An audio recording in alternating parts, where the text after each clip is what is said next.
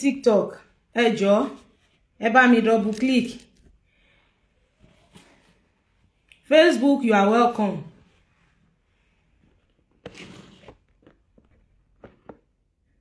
Gẹ́gẹ́ bí a ti ṣe create awareness àbí gẹ́gẹ́ bá ti ṣe sọ fún wa, a sọ wípé a máa sọ̀rọ̀ nípa àwọn ẹ̀kọ́ èdè Yorùbá gẹ́gẹ́ bí àwọn èèyàn ṣe request fún ní orí TikTok. But nǹkan tí mo fẹ́ ṣe ni wípé mo fẹ́ ká create special YouTube channel fún ẹ̀kọ́ yẹn. Mo ti create awareness yẹn lórí both TikTok and Facebook. But fortunately for us, orí YouTube gangan láti máa ṣe àwọn ìdánilẹ́kọ̀ọ́ yẹn. But mo kàn fẹ́ ṣe eléyìí for the first time lénìí lórí both Facebook and TikTok, so that tá bá ti mọ̀ tá ti kọ́ nísìn, subsequently tá bá ní káwọn èèyàn máa subscribe, people will be able to subscribe to my YouTube channel for further teaching about all these ẹ̀kọ́ èdè Yorùbá yìí. Gbogbo wa ni mo ti fi ìwé aláwìyé yìí hàn lórí awareness tí mo create pé a máa ka ìwé aláwìyé. Ẹ ṣeun bàbá Àjàyí Bolúwatifẹ́ on Facebook, thank you sir. So lẹ́ni a fẹ́ sọ̀rọ̀ nípa bí a bá ka ẹrú, inú ẹrú yóò bàjẹ́. That is, if we count slaves, slaves will be unhappy. A nídìí àtúnwí asán. A rí wípé a ti jẹ́ kó yé wa wípé àwọn ìtàn dòwe ọ̀pọ̀lọpọ̀ àwọn òwe nínú èdè Yorùbá. Ìtàn la bá débẹ̀. Ìtàn kan ló ṣẹlẹ̀ ló lead sí òwe yẹn. Àwọn tí wọ́n dẹ̀ request fún ẹ̀kọ́ èdè Yorùbá yìí, ó ní reason tán fi request fún. Mi wà tó ṣe wípé Yorùbá ni wọ́n, Yorùbá làwọn òbí wọn, bí àwọn ọmọ wọn ò gbọ́ Yorùbá. A ní ìdí ká ṣẹ̀ṣẹ̀ mọ́ ṣàtúnwí asán gẹ́gẹ́ bí mo ti sọ. So nínú àwọn ìwé aláwìyé yìí by J.F. Ọdúnjọ, inú rẹ̀ ni àwọn ìtàn dòwe, àwọn òwe àwọn ìtàn ọlọ́kan òjọ̀kan, àwọn ìtàn àwọn baba ńlá wa wà. A rí wípé lọ́jọ́ yẹn mo display ìwé aláwìyé yìí apá 4, 5 àti 6. Mo dẹ̀ display ìrèké oníbùdó pẹ̀lú ògbójú ọdẹ nínú igbó irúnmọlẹ̀. Ṣóyé wa bẹ́yẹn. So àwọn J.F. Ọdúnjọ di Òfágúnwà, àwọn bàbá yẹn, àwọn ni wọ́n jẹ́ òǹkọ̀tàn àtijọ́, olùkọ̀tàn àtijọ́ fún ìwé ẹ̀kọ́ èdè Yorùbá. So ìgbà tí àwọn èèyàn request fún, mo wá rí wípé nǹkan gidi náà ni, because ara àwọn ìdí pàtàkì tí mo fi máa ń ṣe program mi ní Yorùbá ni wípé mo fẹ́ gbé àṣà àti èdè wa lárugẹ. So lára wípé ká ṣe ẹ̀kọ́ irú àwọn ẹ̀kọ́ báyìí, ibẹ̀ náà ni ìgbàṣà àti èdè lárugẹ, ibẹ̀ náà ló wà. So mi fẹ́ kí ọ̀rọ̀ àkọ́sọ wa àbí ìfáàrà wa mi fẹ́ kó gùn jù. So nǹkan tá fẹ́ ṣe nìyẹn. Àwa tá wà lórí TikTok, ẹ jọ̀ọ́ ẹ bá mi share, at least share with 10 people. Tẹ́ bá ti gbọ́wọ́lé screen yín, tẹ́ iṣẹ́ pẹ́ ń tap, tẹ́ rọra gbọ́wọ́lé for some seconds, àwọn friend list yín máa pop up. Tó má ti pop up, ẹ share pẹ̀lú èèyàn 10. And if you are not gifting, keep tapping. Blessing Irabo, you are welcome. Ẹ jọ̀ọ́ àwa tá bá gift, ẹ jọ̀ọ́ ẹ já máa tap. Bàbá ṣe ń tap yẹn, TikTok máa notify àwọn èèyàn about this live stream. Now, èní a fẹ́ sọ̀rọ̀ nípa bí a bá ka ẹrú, inú ẹrú ó bàjẹ́. Ìtàn kan ni nǹkan kan ló ṣẹlẹ̀ láyé àtijọ́, ṣóyé wa, tó lead sí òwe pé tá bá ka ẹrú, inú ẹrú ó bàjẹ́. Àwa tá wà lórí Facebook, ẹ jọ̀ọ́ ẹ bá mi share ètò yìí. Ẹ bá mi share, ẹ like, kẹ́ love, kẹ́ dẹ̀ share. Ẹ má jẹ́ kán flag wa. Please like, love and share. Àwa tá wà lórí TikTok, ẹ máa double click. Tẹ́ bá ṣe ń double click, network are strong. Àwọn èèyàn dẹ̀ máa wà notified. A fẹ́ bẹ̀rẹ̀ sí ní ka ìwé yẹn. Ìwé ìtàn bí a bá ka ẹrú, inú ẹrú ó bàjẹ́ yìí. A rí nínú ìwé aláwìyé ìwé 4. Aláwìyé ìwé 4. Ibẹ̀ ni ìtàn yẹn wà. Ìtàn náà ó kà báyìí wípé ó ní ọkùnrin ọlọ́rọ̀ kan wà. Ọkùnrin ọlọ́rọ̀ kan ti wà rí tí ó ní ọ̀pọ̀lọpọ̀ ẹrú. Ọkùnrin ọlọ́rọ̀ kan ti wà rí tí ó ní ọ̀pọ̀lọpọ̀ ẹrú àti oríṣiríṣi àwọn dúkìá ayé mìíràn. Ó ní ọmọ púpọ̀, àwọn tí ó sì jẹ́ ọkùnrin nínú àwọn ọmọ rẹ̀, wọ́n ní 200 ẹrú kọ̀ọ̀kan. Ọkùnrin yìí fẹ́ràn àwọn ọmọ rẹ̀ púpọ̀, ní pàtàkì èyí tí ó dàgbà jù nínú wọn. Kò sì sí ohun tí wọ́n lè béèrè lọ́wọ́ rẹ̀ kí ó má ṣe fún wọn. Àwọn aládùúgbò tilẹ̀ máa ń bá wí pé ńṣe ni ó máa ń ba àwọn ọmọ náà jẹ́ nípa ìfẹ́ ńlá tí ó fẹ́ wọn bí a ti ń wí yìí. Ní ọjọ́ kan èyí tí ó dàgbà jùlọ nínú àwọn ọmọ náà lọ bá bàbá wọn nígbà tí ó jẹ ẹ̀yìn etí rẹ̀ ní gbogbo ohun tí òun sọ fún un bọ́ sí. Ó gbà nígbẹ̀yìngbẹ́yìn pé òun yóò. Welcome back on Facebook. Ẹjọ́ àwa Facebook ọlá pé a máa like ká máa love ní kíní network wa yóò ṣe stable o. Please let us like and love o. Àwa tá wà lórí Facebook ẹjọ́ ẹjá máa like ká máa love o. Ẹjá máa like ká máa love. Network yẹn ń fún wa ní problem. Ẹjọ́ like and love wa ni mo fẹ́. Now wọ́n ní nígbà tí ọkùnrin yìí rí pé ẹ̀yìn etí rẹ̀ ní gbogbo ohun tí ó ń sọ fún ọmọ òun bọ́ sí, ó gbà nígbẹ̀yìngbẹ́yìn pé òun yóò ka àwọn ẹrú òun náà bí ó ti wí. Inú ọmọ yìí dùn dẹ̀yìn láti gbọ́ èyí, ó sì bẹ̀rẹ̀ sí í ṣe kùkù kẹ̀kẹ̀ nípa ti ẹrú tí wọ́n fẹ́ kà náà. Ó sáà ti rò pé òun ni Dáwódù ọkùnrin náà àti pé bí ó bá kú òun ni púpọ̀ nínú àwọn ẹrú rẹ̀ yóò kàn gẹ́gẹ́ bí ogún. Ẹsẹ̀ gbogbo ẹbí pé ṣáṣá ní ọjọ́ tí à ń wí yìí. Ọmọ yìí fúnra rẹ̀ ni ó sì pe àwọn èrò náà jọ. Ó rò pé àkọ́bí bàbá náà ni òun. Ó dúró gbágbá ní iwájú àwọn ọmọ bàbá yìí gẹ́gẹ́ bí aṣíwájú wọn. Ṣùgbọ́n bí bàbá yìí ti bẹ̀rẹ̀ sí í ka àwọn ẹrú rẹ̀, ọmọ tí à ń wí yìí ni ó kọ́ nawọ́ sí. Ó ní ẹrú mi àkọ́kọ́ nìyí, nítorí pé òun ni mo kọ́ rà bí a ti ń ra ẹrú. Ní kékeré ni mo ti ra òun àti ìyá rẹ̀ pọ̀. Lẹ́sẹ̀ kan náà ọmọ yìí bú sí ẹkún, ó sì bẹ̀rẹ̀ sí í sun ẹkún àsunwà. Gbogbo ènìyàn bẹ̀ẹ́ títí kò gbọ́. Ní ìgbà náà ni ọkùnrin náà wá bá a sọ̀rọ̀ báyìí. Ẹ̀bi tìrẹ ni. Ṣé mo ti sọ fún ọ pé kí o má jẹ́ kí a ka ẹrú, àti pé bí a bá ka ẹrú inú ẹrú á bàjẹ́? Ohun tí mo rí tí mo fi wí bẹ́ẹ̀ náà ni ó délẹ̀ yìí. Ṣé ìgbà tí ó pẹ́ ní ilé ni o kò ṣe mọ̀ pé ẹrú ni ìwọ náà mọ̀? Ò bá ti dákẹ́ ara rẹ jẹ́jẹ́, a kì bá ti rí ẹ̀tẹ́ rẹ yìí. Nítorí náà láti òní lọ máa rántí òwe yìí. Ẹ má jẹ́ kí a ka ẹrú, nítorí bí a bá ka ẹrú inú ẹrú á bàjẹ́. Ìtàn yẹn nìyẹn. Now gẹ́gẹ́ bí ohun tá a kà báyìí nísìn, tá bá ní ká summarize ẹ̀, ká sọ lérèfé tàbí ká paraphrase, ó túmọ̀ sí wípé wọ́n ní bàbá olówó kan wà, ó ní ẹrú tó pọ̀ yanturu. Gbogbo àwọn ọmọ rẹ̀ náà, each àwọn ọmọ kọ̀ọ̀kan tó ní ni wọ́n ní 200 ẹrú kọ̀ọ̀kan. That is ọmọ rẹ̀ kọ̀ọ̀kan ní ẹrú 200. So èyí tó wá jẹ́ àkọ́bí nínú ọmọ rẹ̀ tó ti rí rẹ̀ nírí wípé òun làkọ́bí òní Dáúdù nù ilé. Ṣóyé wa bẹ́yẹn, òun ló wá lọ ń bá bàbá rẹ̀ pé kí bàbá òun jẹ́ káwọn ka ẹrú, toró ti mọ̀ nínú ẹ̀mí rẹ̀ pé tó bí bàbá àwọn bá kúkú tán, òun náà ló wọ́n padà jogún gbogbo dúkìá bàbá àwọn àti gbogbo ẹrú tí ń bẹ ní inú ilé. Bàbá rẹ̀ wá mọ̀ sọ fún pé a gbọ́dọ̀ ka ẹrú o, tá a bá ka ẹrú inú ẹrú ó bàjẹ́, tá a bá ka ẹrú inú ẹrú ó bàjẹ́. Ó ṣàwò dandan mọ́ bàbá rẹ̀, ńgbọ́ sáyà bàbá rẹ̀ ní kò sí ìyọnu pé àwọn ó ka ẹrú.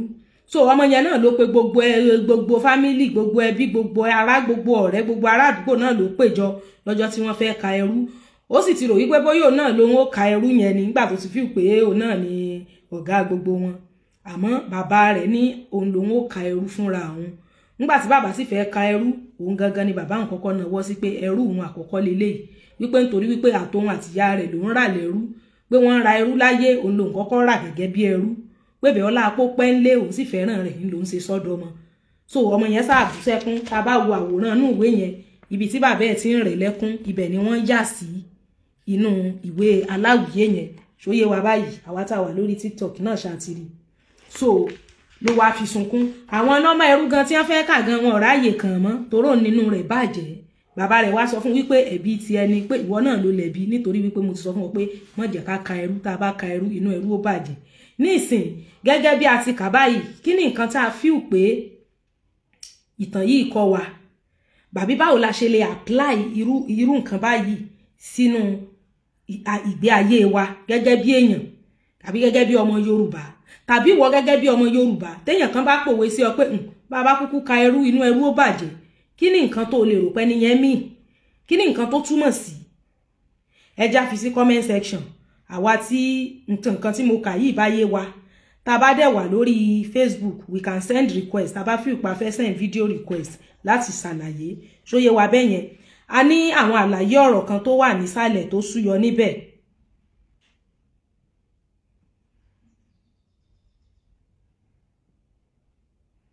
àwọn ọ̀rọ̀ bí àwọn words àwọn new words ẹ̀yìn etí rẹ̀ ni ọ̀rọ̀ náà ń bọ́ sí ó túmọ̀ sí pé ọ̀rọ̀ náà kò wọ etí rẹ̀ rárá dáwódù ṣàmù pé bí kan wà tán ti sọ pé ó ti rò pé òun ni dáwódù nú ilé dáwódù ó túmọ̀ sí àkọ́bí ọmọ ọkùnrin àkọ́bí ọmọ ọkùnrin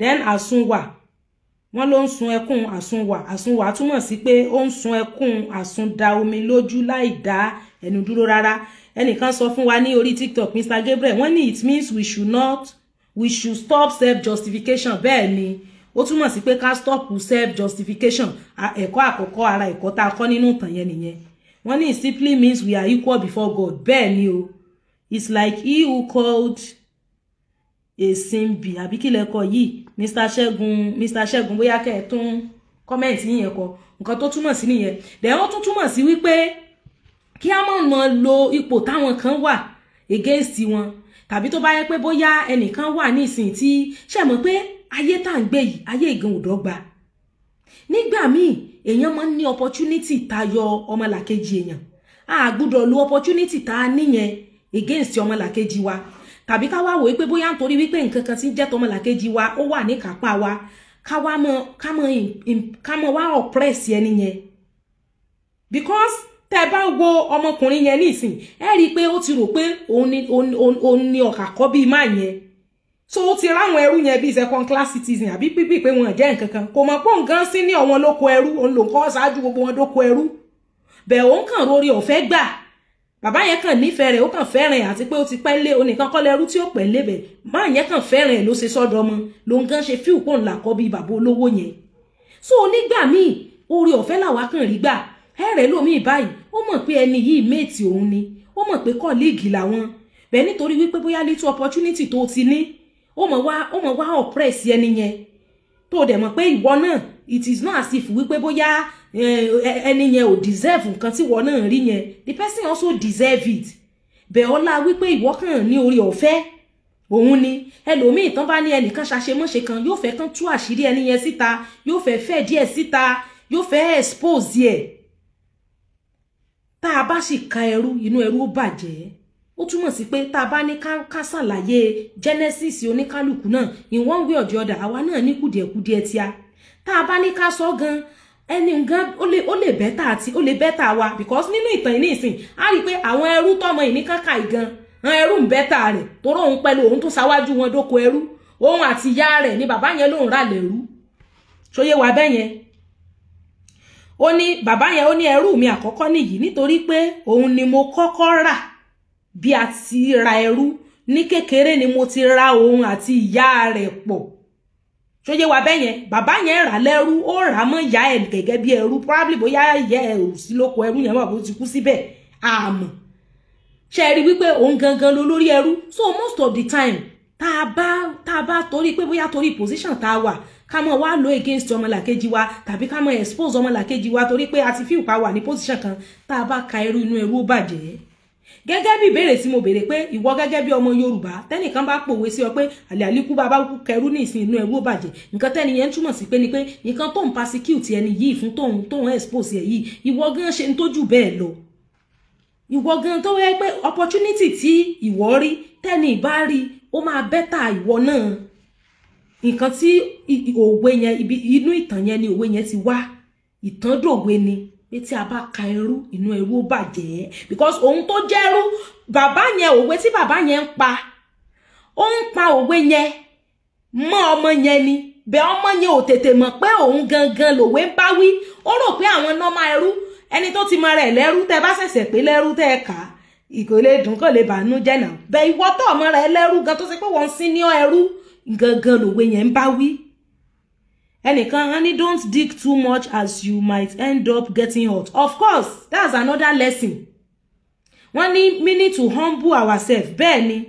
Wọ́n ní this is quite rich and original. Keep up the good work. Grace is then most of the time. When you work hard, you lay a foundation of your lineage. Thank you, Mr. Bayo on Facebook. Ó mì pé we should be humble. In fact, ẹ̀kọ́ pọ̀ nínú ìtàn yẹn gan. Bẹ́ẹ̀ ọ̀pọ̀lọpọ̀ wa akàngbọ́njú mọ òwe yẹn ni pé bàbá ka ẹrú inú ẹrú ó bàjẹ́. Ó túmọ̀ sí pé á kà ọ́ lọ́jọ́ kan. And as much as tí bàbá yẹn ka ẹrú tó ṣe pé òun gan ló wà níwájú tó ṣe number 1 àwọn ẹrú yẹn, is even a shame on him. Òun ló bú sẹ́kún nú àwòrán ìbáyìí ní ìsìn. Òun ló bú sẹ́kún nú ẹ̀. So gbogbo àwọn èdè tó jẹ́ bí àwọn ọ̀rọ̀ tó ta kókó, ó ní àkọ́kọ́ ẹ̀yìn etí rẹ̀ ni ọ̀rọ̀ náà ń bọ́ sí, just like idiomatic expression fún àwa tá ní àwọn ọmọ tá a fẹ́ kán gbọ́ àkànlò èdè. Ẹ̀yìn etí rẹ̀ ni ọ̀rọ̀ náà ń bọ́ sí. Ó túmọ̀ sí wípé ọ̀rọ̀ náà kò wọlé tí rárá. Ó túmọ̀ sí wípé kò listen. Ẹ rí pé gbogbo ìgbà tí bàbá ẹ̀ ń sọ fún pé tá bá ka ẹrú inú ẹrú ó bàjẹ́, kò dá bàbá lóhùn. Ẹ̀yìn etí ẹ̀ lọ̀rọ̀ yẹn ń lọ. Ó túmọ̀ sí wípé ọ̀rọ̀ yẹn ò wọlé tí. Then dáwọ́dù mídò dáwọ́dù inú ilé. Ó túmọ̀ sí àkọ́bí ọmọ ọkùnrin. Ọ̀ká pè ní dáwọ́dù, pò ní dáwọ́dù inú ilé. So tá bá ní ọmọ Yorùbá tó bá ń sọ̀rọ̀ lọ tó kàn sọ wípé àwọn ni dáwọ́dù ilé, ó túmọ̀ sí wípé àwọn ni olórí ẹbí, ó ní àkọ́bí ilé. Ṣóyé wa àwọn ọ̀rọ̀ tuntun tí a kọ́ nìyẹn. Bẹ́ẹ̀ ni Mr. Ṣẹ́gun wọ́n ní humble yourself, ilé ayé kò le. Bẹ́ẹ̀ ni ẹlòmíì bá ti ní simple opportunity báyìí, ẹlòmíì bóyá kàn rọra fi jẹ receptionist àbí admin náà fi jẹ níbì kan, gbogbo àwọn tán jọ jí òṣìṣẹ́ nínú iléeṣẹ́ yẹn yóò rí pé òun frustrate ayé wọn. Ó ti gbàgbé pé wọ́n gan back to apply níwọ náà. Mo ti ṣiṣẹ́ iléeṣẹ́ kan rí bẹ́ẹ̀ yẹn tó ṣe pé lady tó ń fi ṣe ordinary admin báyìí ń tó fojú almost gbogbo àwọn òṣìṣẹ́ iléeṣẹ́ yẹn rí. Ẹlòmíì bá ti gba sálárì oṣù kan oṣù méjì báyìí wọ́n resign wọn kúrò ńbẹ̀ ni. Ẹni tó ní iléeṣẹ́ ò dẹ̀ mọ̀ pé ẹni tó ń fi ṣàdmìn gan ni ò jẹ́ káwọn èèyàn ó dúró, torí yẹn ń surprise pé ṣe bóun sanwó òun ò jẹ àwọn èèyàn sálárì kílé táwọn èèyàn ò kí ń dúró. Àwọn èèyàn lè dúró, ẹni tó ní iléeṣẹ́ ò dẹ̀ lè mọ̀, torí gẹ́ẹ̀ kan fi ṣàdmìn yẹn as much as gẹ́ẹ̀ yẹn remain admin, àwọn èèyàn ní dúró sí iléeṣẹ́ yẹn. Ẹlòmíì little opportunity tó bá rí báyìí á dẹ̀ rí pé òun frustrate àwọn èèyàn, á rí wípé òun ò fi ayé rọ àwọn èèyàn lọ́rùn nítorí wípé bóyá wọ́n fi ọ jẹ nǹkan kékeré kan tó ṣe wípé kò wúlò. Tán bá ní kí wọ́n dálẹ̀ kí wọ́n tún ṣàgán, àwọn tán ní ó wá jẹ gàbálé lórí wọ́n better rẹ̀ in so many ways. It is just a little opportunity ní wọ́n kàn rí. Tá bá ka ẹrú inú ẹrú ó bàjẹ́, ó túmọ̀ sí pé tá bá gbé oníkálùkù lórí normal scale, yàtọ̀ fún pé bóyá lòmíì bá ràánú gbà bó bá rí special opportunity, àwọn tóun ṣaburú sí tóun dẹ́yẹ sí wọ́n better rẹ̀. Ìtumọ̀ rẹ̀ nìyẹn.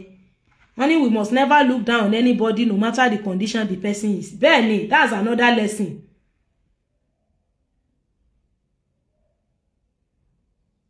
Bẹ́ẹ̀ ni Mr. Ṣẹ́gun TikTok wọ́n ní tí àṣírí rẹ bá bò fi àṣírí náà bo ẹlòmíì. Bẹ́ẹ̀ ni, because tá bá wo bí storyline yẹn gan ṣe lọ, kí ni essence of pé kàn ka ẹrú gan?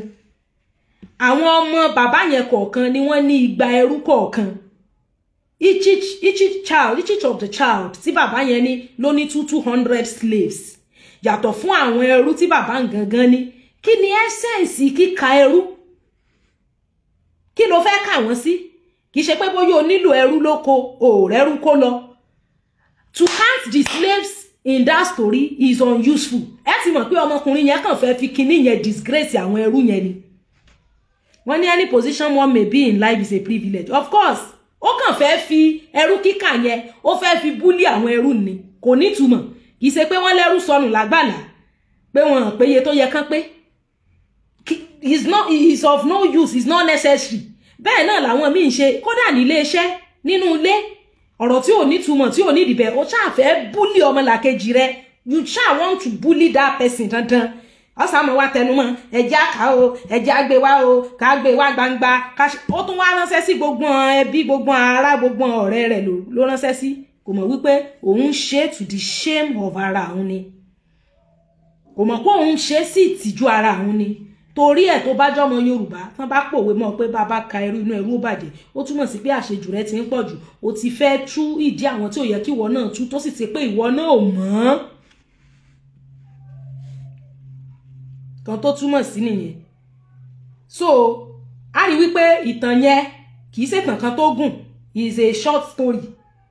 bẹ́ẹ̀ bá wò ní sísẹ̀ntẹ̀lé ní line by line á rí wípé ọmọkùnrin yẹn ọmọ fẹ́ bully ẹrú ni ọmọ wọ́n fẹ́ disgrace wọ́n fẹ́ iye bí mọ̀ síwájú mi là wí èwo tún ni mọ́ kẹ́yìn mi.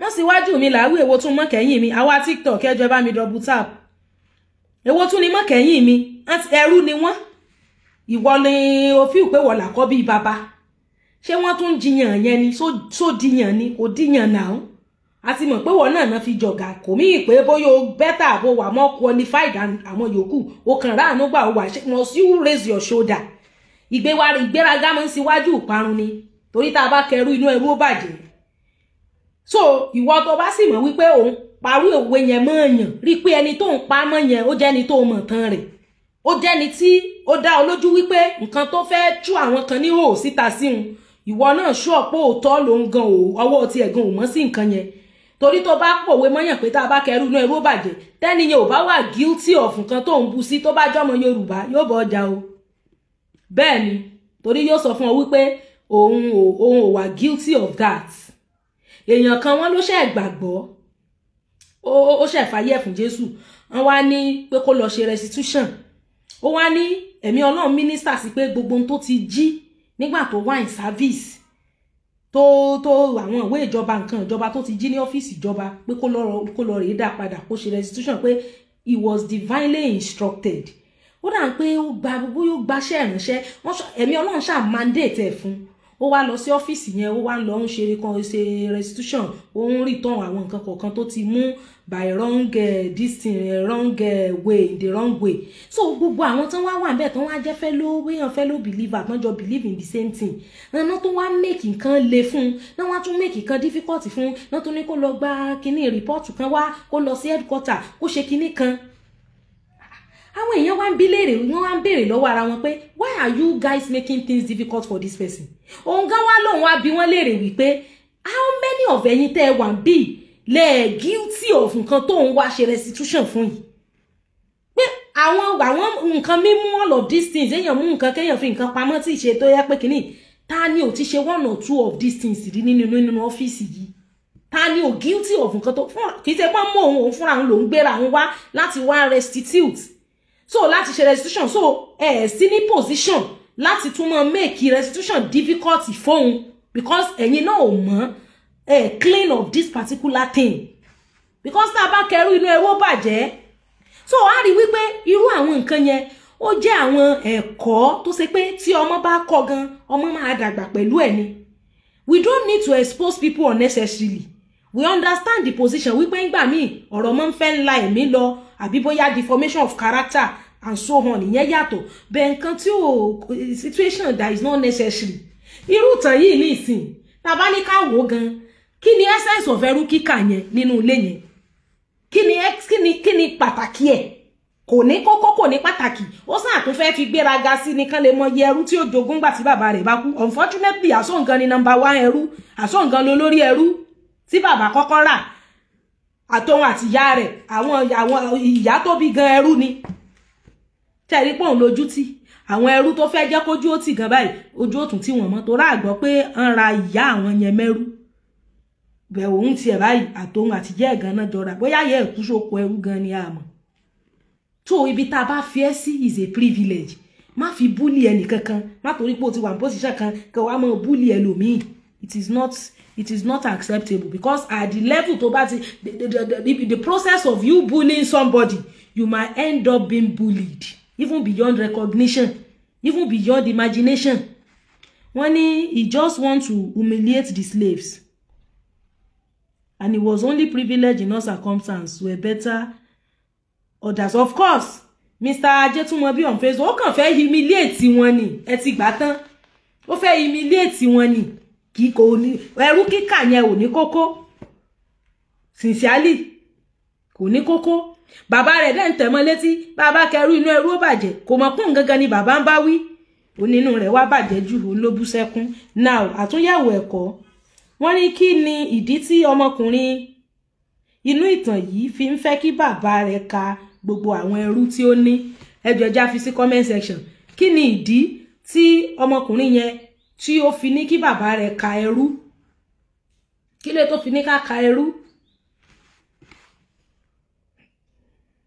TikTok community, we are not sharing this live. Mommy G Talks, you are welcome. Kí ni ìdí tarákùnrin yẹn fi ní ká ka ẹrú? Ẹ jọ̀ọ́ bá mi fi sí comment section. Àwa tá bá fọkàn bá story yẹn lọ. A rí pé bí mo ṣe kà tán gan mo tún summarize. So, tá bàbá bí tá ti ń kà bá bí summary. Then kí ni nǹkan tá understand by that proverb? Bí a bá ka ẹrú inú ẹrú ó bàjẹ́. Then the first question ni kí ni ìdí tí ọmọkùnrin yẹn fi ní kí wọ́n ka ẹrú ẹnìkan kí ó lè máa fi àwọn ẹrú ṣe yẹ̀yẹ́. Bẹ́ẹ̀ ni o, Mr. Okay on TikTok kó lè mọ fi wọ́n ṣe yẹ̀yẹ́ kó lè humiliate wọn ni. Bẹ́ẹ̀ sì ni ìrìn àjò tẹ̀lómi rìn lónìí. Ìrìn àjò bí ó ṣe disgrace ọmọlàkejì ẹ̀ bí wọ́n ṣe tú di ọmọlàkejì ẹ̀ síta. Ìní mọ́ dífá fún àwọn ọkùnrin míì torí pé wọ́n ti fẹ́ obìnrin kan rí tí ìgbà tí ọkàn wọn ti kúrò lára obìnrin yẹn tí yẹn ò dẹ̀ mọ̀ tí yẹn sì lóyà sí wọn tí wọ́n wá fi kámẹ́rà pamọ́ níbi tán ti bá sùn tán wá di kán túká tán wá gbé ìhòòhò ẹni yẹn síta. Ó fẹ́ fi wọ́n ṣe yẹ̀yẹ́. Ẹ wo ìgbà tí Mary tá bá padà sí tá bá wo inú scriptures ẹ wo ìgbà tí Mary lóyún Joseph tó wà betrothed sí tán sì ń fẹ́ra wọn sọ́nà. Bible sọ fún wa pé Joseph ò fẹ́ dójú tì ní gbangba.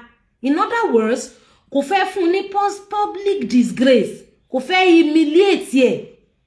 Ó fẹ́ rọra break relationship yẹn secretly before kí ẹ̀mí Ọlọ́run tó wá kọ sí pé oyún Mary yẹn o oyún ẹ̀mí mímọ́ ni pé Mary o kò ṣe panṣágà kò ṣe zina. If not, Joseph would have left her. He would have he would have terminated that relationship secretly. Bẹ́ àwa láyé òde òní tán bá ní ẹnìkan lọ ṣàṣemọ́ṣe kan a fẹ́ gbé ẹni yẹn síta ká gbogbo ojú orí kọ́ta rẹ̀ lè ṣẹ̀sín kán lè embarrass ẹ̀ kán lè dọ̀tí ẹ̀ èèyàn kan lọ aṣọ rẹ̀ sílẹ̀ instead kó mú rò kó fún kọ́rọ̀ ọ̀tún wá kúkú bá ṣí gbogbo aṣọ rẹ̀ tán just to expose the person. That is bígbà téèyàn ò bá wà cultured ni. Is the act of an uncultured human being. Ẹni tó bá dàgbà nínú àṣà Yorùbá tó dẹ̀ mọ ìṣe Yorùbá yóò mọ̀ wípé tó bá tú ìdí ọmọlàkejì rẹ̀ síta ìdí ara rẹ̀ náà lọ tú síta torí ìwọ tó bẹ̀rẹ̀ tó lóṣòó tó ń wò di ẹnìkan ó mọ̀ wípé ẹlòmíì náà wà lẹ́yìn tó náà wò di rẹ̀. Ẹ jọ̀ọ́ mo wà lórí live game on TikTok, kindly support me. Ṣóyé wa àwa tá a wà ìwọ tó wà ní position kan tí ohun tó ní opportunity láti wò yàn tàbí láti rí àṣírí ẹnìkan ẹlòmíì náà wà ní position tó náà máa rí àṣírí rẹ̀. TikTok, please, if you are not gifting, keep tapping. As much as you tap, people will be notified. So àti answer béèrè àkọ́kọ́ yẹn wípé kí ló dé tí ọkùnrin yẹn fi ní kí bàbá àwọn ka ẹrú. Ẹ jọ̀ọ́ àwa tá wà lórí Facebook àwa mélòó ni wá? Figure kan ṣoṣo tó ti wà ńbẹ̀ láti ìgbà mo ti bẹ̀rẹ̀ náà ni. Kò increase kò dẹ̀ decrease. Mo dẹ̀ mọ̀ pé network ni. Ẹ jọ̀ọ́ bá mi kọ iye wa sí comment section. Àwa tá wà lórí TikTok, please help me to double click.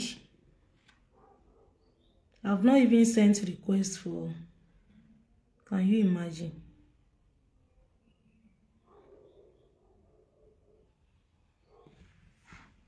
So a ti sọ ìdí pé ó fẹ́ fi wọ́n ṣe yẹ̀yẹ́. Ó fẹ́ fa àwọn ẹrú yẹn ṣe yẹ̀yẹ́ ni. Ẹni tó ti lérí mọ́ pé ntó ṣe fún rẹ̀. Òun gan tí ó ti mọ̀ lọ́kàn rẹ̀ tẹ́lẹ̀. Ìwọ tó ọmọ tí ó gbẹ̀yìn at the end of tó bá ṣe ìwọ gan ló yẹ kó ọmọ bẹ̀rù. Ẹni tó mọ̀ pẹ̀rú lòun kó ṣẹ̀ṣẹ̀ wá mọ̀ pè lẹ́rú. Jọ̀sí ọmọ tẹ́lẹ̀ pẹ̀rú lòun náà tẹ́lẹ̀. Jọ̀sí ọmọ. Ó fẹ́ yàn kan ó bá sùn. Sí ọmọ pọ̀ bó ń sùn. Sí ọmọ. So dìgbà tó bá wá mú tó gbé megaphone tó wá tú gbogbo ìdí ẹ̀ tó mú bo ẹ̀ tó record ẹ̀ tó gbogbo ẹ̀ sórí afẹ́fẹ́. At the end of the day, ọkùnrin ni ọmọ wá disgraced at the end. Why? Because nto feel kó fi disgrace ẹnìkan and most of the time bí ṣe máa ń ṣẹlẹ̀ nu. Nǹkan tí ọ̀tá tó rò wípé wọ́n fi disgrace èèyàn gbà mí Ọlọ́run máa ń lò fún glory èèyàn ni. To be sincere.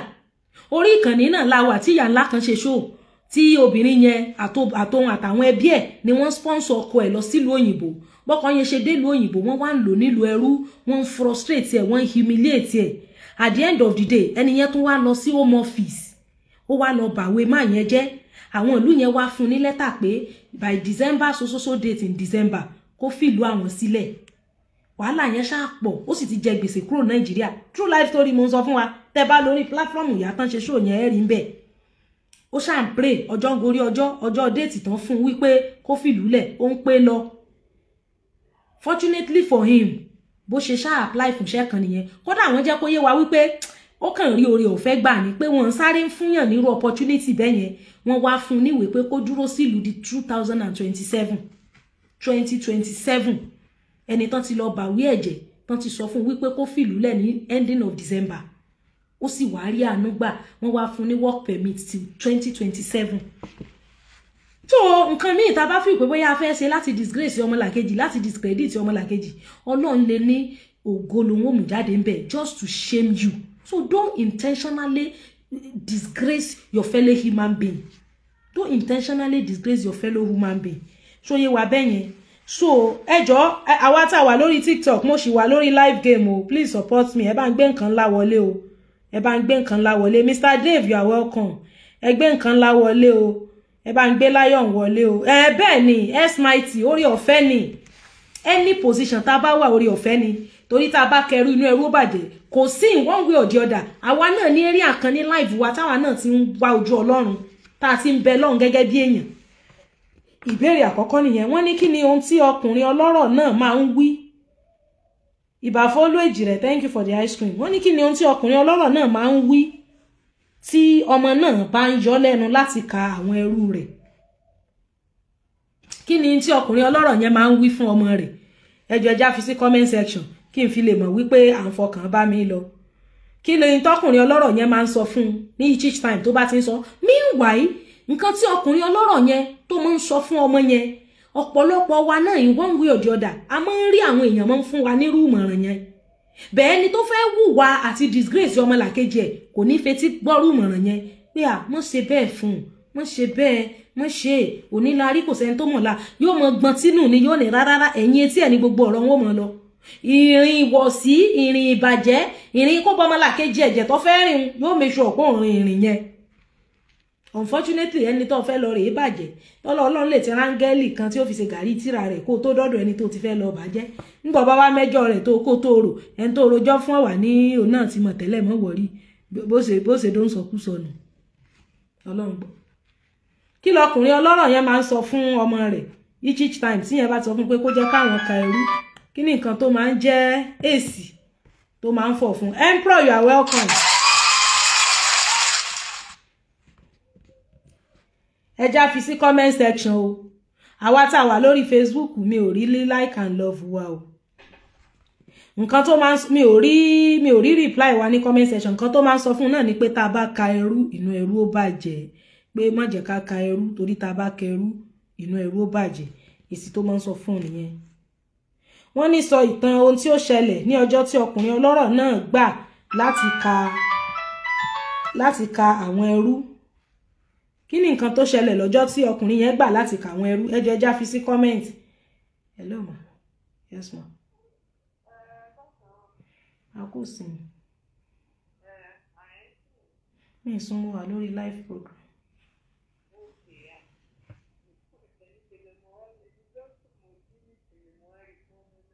ṣe bẹ́lẹ̀ lọ àsàlátù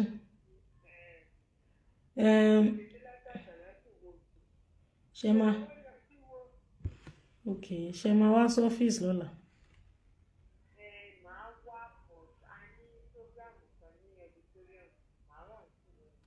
ọ̀rọ̀ máa pè yín torí mo ti change mind mi wọ́n ti padà fún wa ní thank you so much all right. Wọ́n ní kí ni nǹkan tó ṣẹlẹ̀ wọ́n ní prophetically you are exposing deep secrets of what many are going through presently of course wọ́n ní kí ni nǹkan tí ó ṣẹlẹ̀ lọ́jọ́ tí ọkùnrin ọlọ́rọ̀ yẹn padà gbà láti ka ẹrú nǹkan tó ṣẹlẹ̀ náà ni wípé àṣírí wá padà tú pé àsọmọ tí gbogbo èèyàn rí bí àkọ́bí bàbá olówó hùn àsọǹgan lẹrú àkọ́kọ́ àsọǹgan lólórí ẹrú àsọ nǹkan chief slave tọ́yẹ kí wọ́n kọ́mọ ṣáájú wọn roko bí wọ́n bá ti fẹ́ rè kọbẹ̀. You can imagine. Ìtẹ́lòmíì sí ìwà tẹ́lòmíì wù lọ́nù láyé tá a wà yìí. Ló ṣe pé you don't know the next 5 minutes. Ọyẹ́ ní mú ìní ìsìn. Òjò lè dédé mọ́ ọ̀rọ̀ báyìí ní ìsìn. Sincerely. So please, the position you are today, don't use it to frustrate your fellow human being. Then, ìbéèrè kẹrin tó dẹ̀ jẹ́ the last lórí ìtàn yẹn. Wọ́n ní kí ni ẹ̀kọ́ tí ìtàn yìí kọ́ wa. Inú ẹ̀mí gan, in the spirit, in the spiritual aspect of our life. Hello, Miss Ọmọ́wùnmí. Hello. Ẹ káàsán ma. Ẹ káàsán ma. Yes ma. Ẹ fẹ́ bá wa dá sí program wa. Mo ṣe bọ́ sí page yẹn nísìnyí. Yeah. So mi mọ̀ bí tí ìtàn yẹn ti ń bọ̀, nǹkan bá láàrin méjì. Okay, ibole gbọ́dé ibole ti bá. The last word tẹ́ ṣe sọ tán nísìnyí mo ti bá. Well, they understand the terms. Alright, ma. Yes ma. Àfi tẹ́ bá wá Facebook, tẹ́ bá wá tún fídíò yẹn wò ní Facebook. Okay, ma lọ tún wò ní. So nǹkan tí ìtàn yẹn kọ́ wa náà ni wípé kí a mọ̀ lo position àbí ipò tá a bá wà láti mọ̀ fi oppress àwọn èèyàn. Sincerely, especially in this life tó ṣe wípé ìgbà míì iṣẹ́ gan kọ́ lówó, oore ọ̀fẹ́ ni, àṣírí bíbò ni. We understand the position of hard work.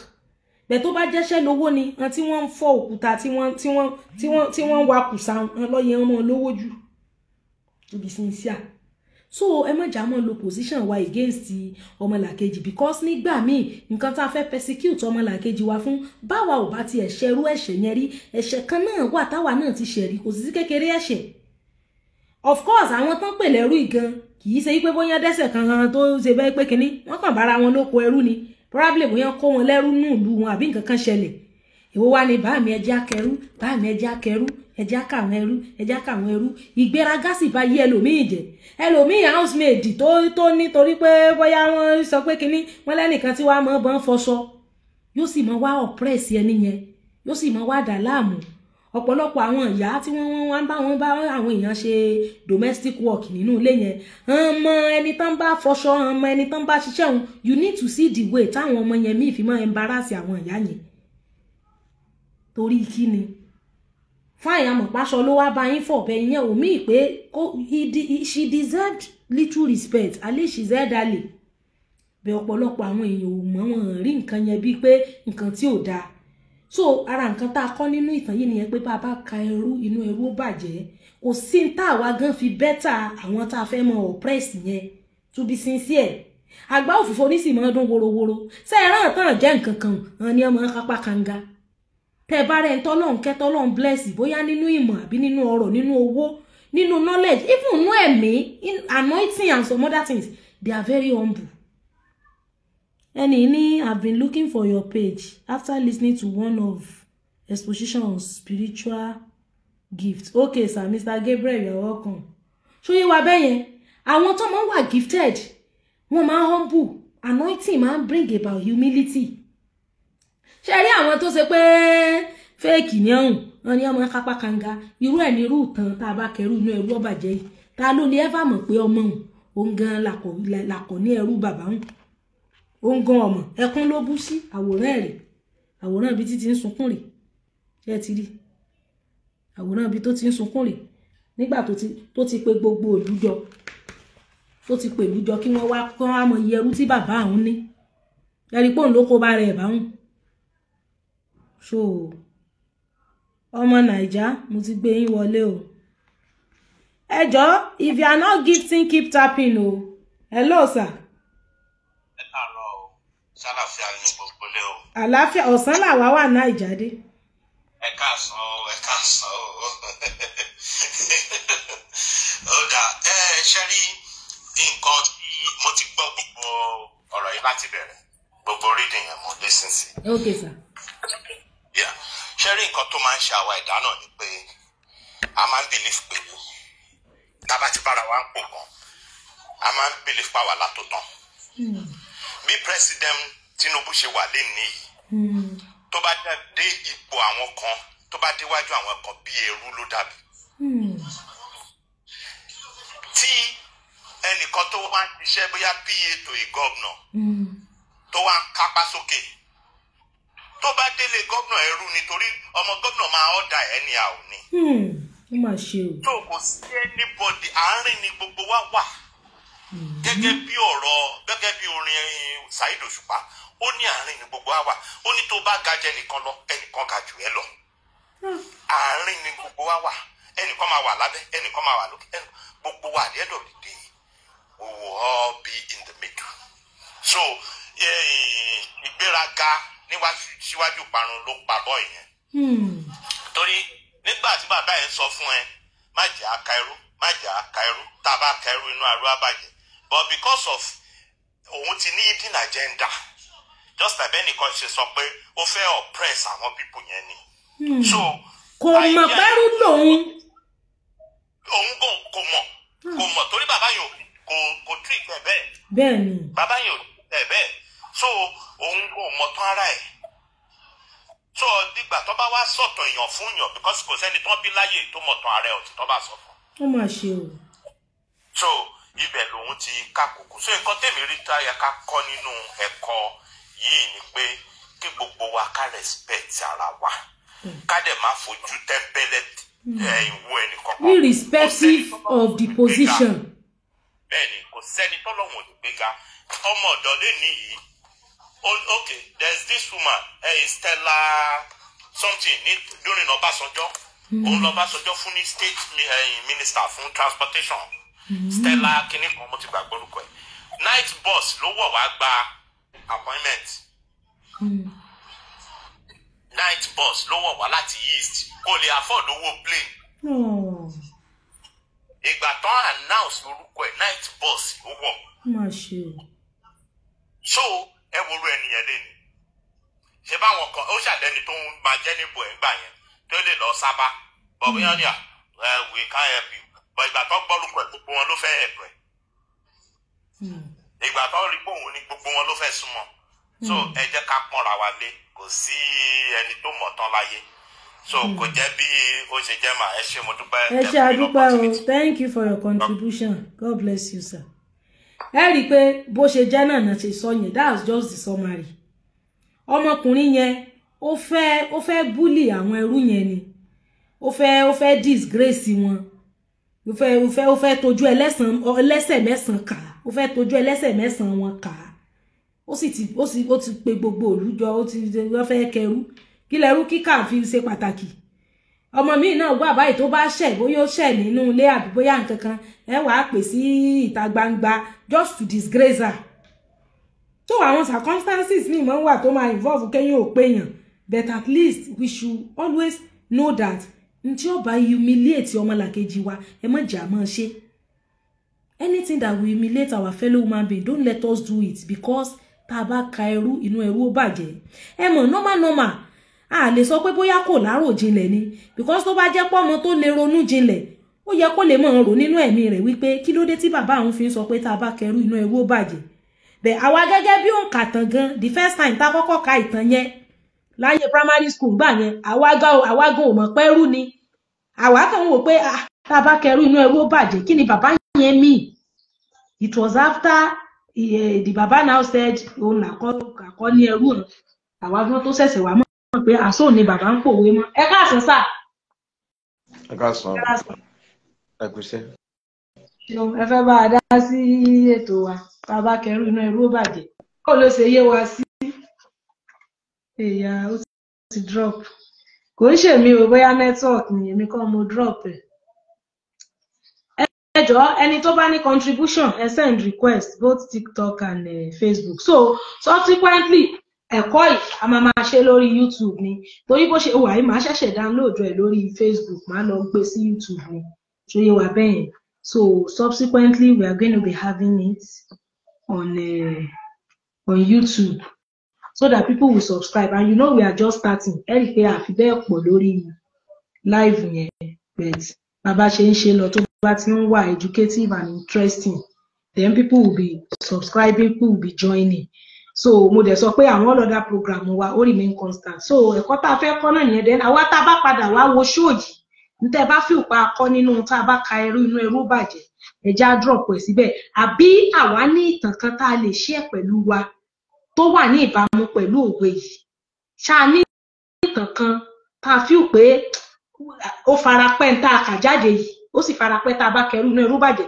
àbí bóyá ìwọ gẹ́gẹ́ bí ẹnìkan o ti fẹ́ ṣe nǹkan kan láti discredit ẹnìkan tó ṣe pé wọ́n ló wá wà discredited ẹlòmíì lè má fẹ́ sọ yẹn jáde sí ìsọ jẹ́ pé òun ló wà the receiving end bed ǹjẹ́ ẹ̀yin rí nǹkan kan tó ti ṣẹlẹ̀ rí bóyá níbi iṣẹ́ yín ni àbí nínú family àbí nínú àdúgbò àbí anywhere tẹ́nìkan fẹ́ ṣe nǹkan kan láti disgrace ẹnìkan tó wá jòun ló wá padà wà disgrace even beyond nǹkan tó ń gan tó imagine so that we can learn from it ẹ má jà expose ara wa don't let us expose our fellow human being nǹkan tá a mọ̀ pé tá bá ṣe fọ́mọlà kejì wa yóò fa ìbànújẹ́ fún ẹ má jà ṣe rí ngbà míì èèyàn lè ṣẹ̀ wá but let us allow law of karma let us allow nature to have its own place to take its course nature will always take its own course nature will always come ṣóyé wa so because tá a bá even ẹni tó ṣẹ̀ wá nínú ẹ̀mí ọ̀tọ̀ nìyẹn but in this story ṣe ọmọkùnrin yẹn naturally nobody offended him he just want to intentionally disgrace them ọ̀rọ̀ kan ṣẹlẹ̀ lórí social media I think sometime last year ìyá yẹn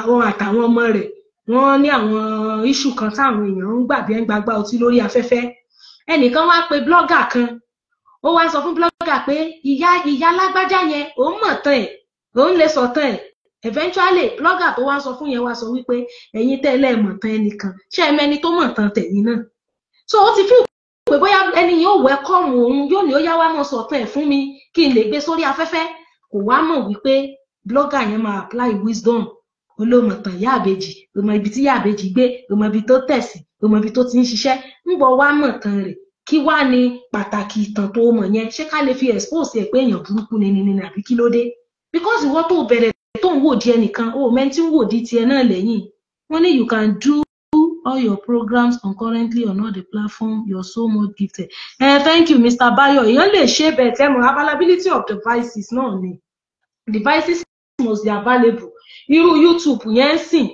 assuming there is another device màá kàn lónìí fún YouTube mi ní ṣẹ̀ṣẹ̀ tún mọ̀ download re-upload tó mo ní device kan device yẹn 3G ni ó dẹ̀ ti bàjẹ́ bẹ́ẹ̀ tí mo bá tún ṣe náà mi mọ̀ bóyá 3G ṣe mọ̀ 3G máa slow ni Tecno Pop 2 Plus tàwọn some years back yẹn níbẹ̀ ó ti bàjẹ́ charging point ẹ̀ ní problem so ẹ dẹ̀ mọ̀ pé tab mi wọ́n gbé lọ recently tí mo sọ fáwọn ará orí Facebook ẹ̀yin YouTube ẹ̀yin TikTok kò mọ̀ so availability of device even you can do 4 platforms together Facebook, TikTok, Instagram, and YouTube. If you have devices, ó kàn máa jẹ́ once and for all.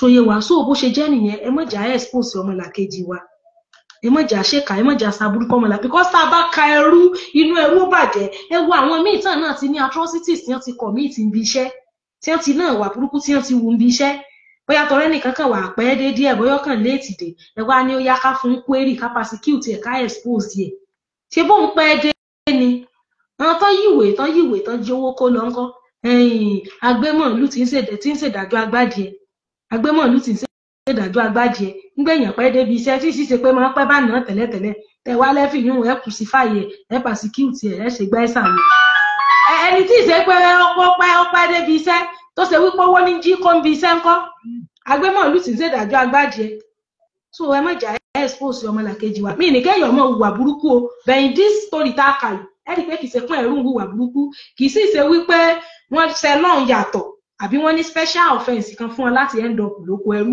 bẹ́ẹ̀ náà ló ṣe rí gbogbo àwọn tí ẹ̀yin máa ń fojú dìhun kì í ṣe wípé náà ò gbìyànjú nú ayé kádàrá ló bẹ́ lòmíì débi tó wà ẹlòmíì ó lọ lọ́kọ ni ọkọ ló wá ní ẹ mọ̀ wá lò nílò ẹrú ẹ mọ̀ wá ṣàbúrú sí i ẹ mọ̀ wá bú ẹ mọ̀ wá ní lára ẹ mọ̀ wá dà láàmú mo gbélé kan láyé undergraduate time woman yẹn yẹmọ orogún àwọn ìyàwó pọ̀ nínú ilé yẹn so ọmọ èyí tó jẹ́ ìyàwó àgbà yóò wá mọ bú ìyí kékeré yẹn pé ó wá fọkọ lọ́kọ ó wá fẹ́ bàbá òun yóò ṣàmọ insult ẹ yóò mọ embarrass ẹ yóò mọ sọ̀rọ̀ sí ìyí ìyàwó kékeré yẹn ò sì ní dáhùn yóò ṣàmọ sá sínú yàrá yóò mọ sá kójókójó yóò mọ ṣe gbogbo ẹ̀ bó tún ṣe dijọ́ kan tọ́mọ yẹn tó ń bú ìyá yẹn báyìí báwọn ará àdúgbò ṣe gbà kan rí nìyẹn ọjọ́ yẹn náà sọ fún un pé ìyá àti ẹ̀ gan wọ́n sun lópó fún bàbá ni sincerely nígbà yẹn àwa gan tó jẹ́ pé tẹ́nàntì ni wá àmọ́ sítórì ìyálé yẹn tẹ́lẹ̀ ìjọ yẹn la tó wá náà wípé ìyá àti ẹ̀ gan ti ń pariwo ìgan kì í ṣe pé fóònù náà pé opó náà sun lópó as much as that kó tó di wípé wọ́n fẹ́ ni pé ẹni tó san owó orí ìyá àti ẹ̀ gan ti kú pé bàbá rẹ̀ ti sọ pé wọ́n gbá fẹ́ ìgan kan kọ́ ló sanwó orí ìyá àti ẹ̀ wọ́n súyẹ́ èlòpó kọ́ mọ́ bá ara rẹ̀ ni nígbẹ́lẹ́ ìgbọ̀n súyẹ́ èlòpó tán náà tó ṣẹ̀fẹ́ yìí kékeré tí ń bú yìí ìtàn bó ṣe súyẹ́ èlòpó lọ́gbọ́njọ́ náà ojú wa tì í ẹsẹ̀ rẹ̀ wá kọ́lẹ̀ tó kí là ń expose ọmọlàkejì wa kí là ń insult kí là ń embarrass ọmọlàkejì wa sí kí là ń ṣe gbogbo yẹn fún is unnecessary disgrace tó fẹ́ fọmọlàkejì rẹ you will still get more of that disgrace at the end torí tá a bá ka ẹrú inú ẹrú ó bàjẹ́ mo wá wò ọjọ́ yẹn mo wá rántí story mo ní àṣẹ tá a bá ka ẹrú inú ẹrú àmọ́ bàjẹ́ ń tòótọ́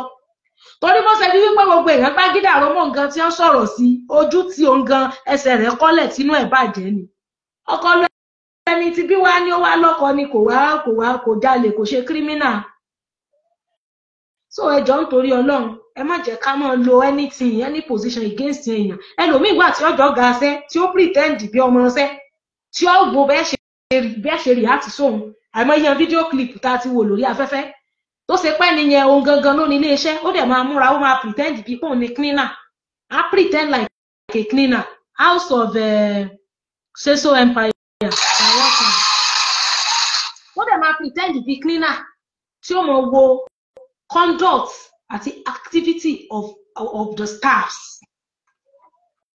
kọ wá lanu gbàgàdà bí ilẹ̀kùnlé ńlá kọ sọ̀rọ̀ sílùú èèyàn kó ní kíní náà ni wọ́n bá jẹ́ kíní náà gan kọ́ só yẹ kọ́ insult ẹ̀ ni kò make sense because just like nǹkan tí bọ̀dá yẹn sọ pé gbogbo wa pátápátá ẹrú ni wá ó kẹ́ ẹrú ibì kan kàn lè jẹ́ ọmọ bòmíì ni ẹrú ibì kan ó kàn lè jẹ́ ọmọ bòmíì òun ni so ẹjọ́ nítorí Ọlọ́run tá a bá ka ẹrú inú ẹrú ó bàjẹ́ o tá a bá ka ẹrú inú ẹrú ó bàjẹ́ gbogbo wa lòwe yẹn jọ ń bá wí gbogbo wa lòwe yẹn wà applicable sí so please ipòkípò tá a bá wà ẹjá máa rántí Ọlọ́run ẹjá máa rántí ọ̀la ẹjá máa rántí wípé àdánwò ni ipòkípò tá a bá wà àdánwò ni o is meant to just to test us to test our loyalty and our faith. Good afternoon. So ẹjọ́ nítorí Ọlọ́run ẹ jẹ́ kí a máa bẹ̀rù Ọlọ́run nínú gbogbo tá a bá ń ṣe and whichever information tá a bá mọ̀ nípa èèyàn ẹ má jẹ́ á lò against ẹ má jẹ́ ká bà recommendation ẹnìkankan jẹ́ torí wípé kí ni tá a bá ka ẹrú inú ẹrú bàjẹ́ ẹ̀yin ará Facebook ẹ jẹ́ á máa sinmi so ẹ wá bá mi ẹ wá join mi lórí TikTok mo wà lórí live game I'm on live game on TikTok right now. Àti parí ìtàn dòwe wa. So, tá bá ń gbọ́ tá bá ka ẹrú inú ẹrú ó bàjẹ́, òwe ni ìtàn kan ló sì lead sí. Ìtàn yẹn láti kà lónìí. Ẹja fi kún ọmọ wa. Gbogbo ọmọ wa tán gbọ́ yóò bá hùn. Ẹja kún ọ nítàn yìí. Ẹja kọ ẹ̀kọ́ tí ń bẹ ń bẹ fún wọn. Gbogbo àmì orí ọ̀rọ̀ everything. In fact, tó bá jẹ́ ọmọdé, tán bá lè kọ Yorùbá comprehension. Ẹ jẹ́ kí á jẹ́ kán kọ́lẹ̀, kán kọ̀tàn yẹn lẹ̀, ká kà á. Ọmọ mi kò lè kọ Yorùbá sentence simple sentence in Yorùbá ọmọ mi kò lè kọ kò lè kà á ṣóyé wa ẹ jẹ́ kí á ní kán gbìyànjú kán kọ kákàn tí ẹ wò bóyá yóò lè yé wọn and we can explain the story to them in English yes that there is a wealthy man there is a man that is wealthy that has so many slaves and all of that so mi fẹ́ sọ òyìnbó ní Yorùbá class so ẹ ṣeun gan yín èèyàn wa subsequently a máa share on YouTube channel and bí bọ̀dá orí TikTok yẹn dẹ̀ ṣe sọ wọ́n ní a lè máa ṣe gbogbo ẹ̀ at the same time bẹ́ẹ̀ ni a lè ṣe at the same time if we have the devices it all depends on the availability of the devices but what I'm going to do is that subsequently tí n bá tiẹ̀ máa gbé sí Facebook orí ìjìnlẹ̀ ló máa wà orí Bọ́sẹ̀dé ìjìnlẹ̀ kò ní sí lórí JMK Bọ́sẹ̀dé Ìjìnlẹ̀ page yẹn ṣe rí pé December 29 mo ti post orí page yẹn last new page mo create after page èyí tí wọ́n fún mi mọ́ yẹn. So ibẹ̀ láti máa ṣe ibẹ̀ máa create awareness lórí GMK page yìí ṣóyé wa bẹ́ẹ̀ yẹn, but orí YouTube yẹn ó máa wà constant because àwọn èèyàn náà dìdí request fún Yorùbá class yìí tí mo fi get àwọn material mo dẹ̀ ṣe show mo explain fún wa pé I got so many books as regards that. So ẹ jọ̀ọ́ nítorí Ọlọ́run ẹ bá mi share fídíò yìí, àwa tá a bá sì padà wá wo share yìí n tá a bá fi pa kọ́ńbẹ̀ ẹ já fi sí comment section. Thank you so very much guys. Ẹ wá join mi lórí TikTok, mo ṣì wà lórí TikTok, ẹ máa end live stream yìí nsìn. Come and join me on TikTok. Thank you so much everybody. Love you. Bye bye.